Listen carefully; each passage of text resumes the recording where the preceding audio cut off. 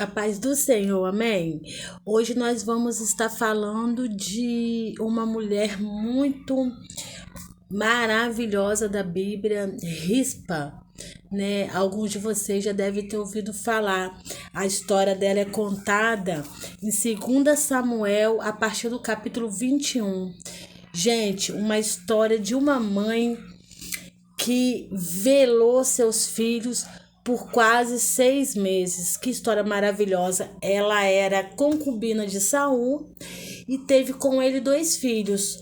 E Saul cometeu um pecado atacando o povo que tinha feito uma aliança com Josué. Então, 30 anos após a morte de Saul, começa a vir uma fome de um período de 3 anos. E Davi, né, conversa com o Senhor e pergunta por que dessa fome.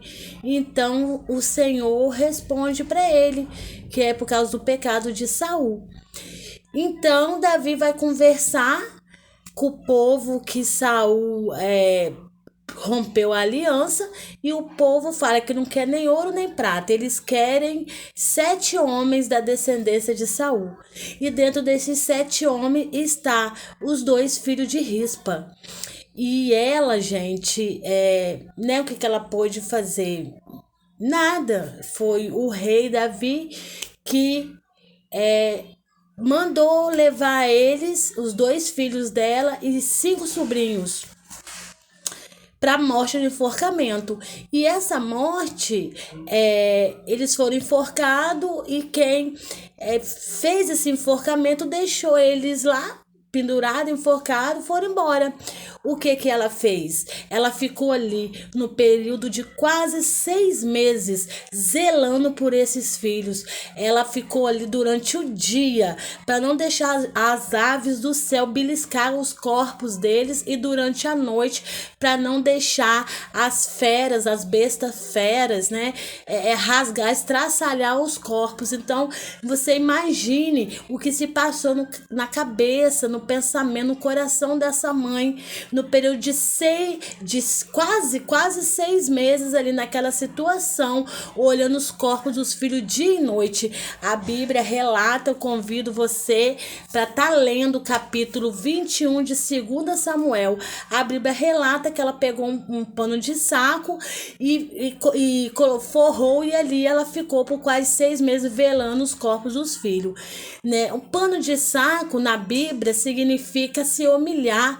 Então, mesmo que ela não tenha errado, mas a Bíblia de alguma forma vai nos dizer que esses filhos teve um pouco de participação nesse pecado que Saul cometeu há 30 anos atrás, 30 anos antes da sua morte. Então ela sabia que os filhos tinham errado, ela não tinha errado, mas ela se humilhou para o Senhor para ficar ali perante os corpos daqueles filhos, né?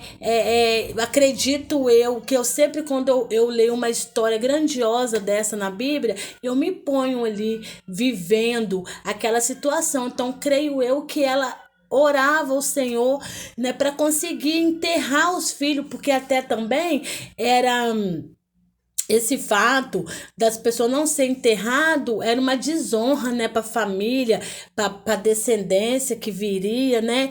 Então, quando Davi ficou sabendo, né, que ela tinha feito isso, que ela estava ali perante aqueles corpos tanto tempo, já quase 6 meses, Davi pega e libera o enterro deles, né, que inclusive foram enterrados junto com Saul, com Jonathan, né, filho de Saul, no caso irmão deles, com os outros 5 corpos dos primos. Então, o que deixa para mim de lição nessa história dessa mãe é que você nunca deve desistir do seu filho, né? Muitas vezes, dependendo da situação, nós temos mania de dizer: isso aí não tem jeito, não tem jeito sim. Enquanto há vida, há esperança, nunca se esqueça disso. Claro que tem jeito, não tem nada maior do que uma oração de uma mãe em prol do seu filho. Não desista de lutar pelo seu filho, não desista de orar, de clamar o Senhor pelo seu filho.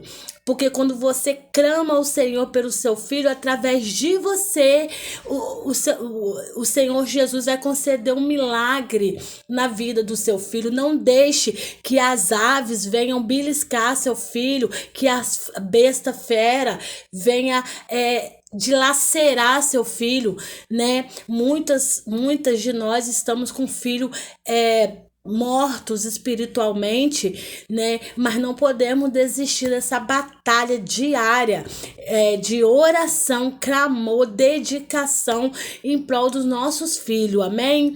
Então, esse é o recado que eu quero deixar para vocês, mães, hoje, para mim também.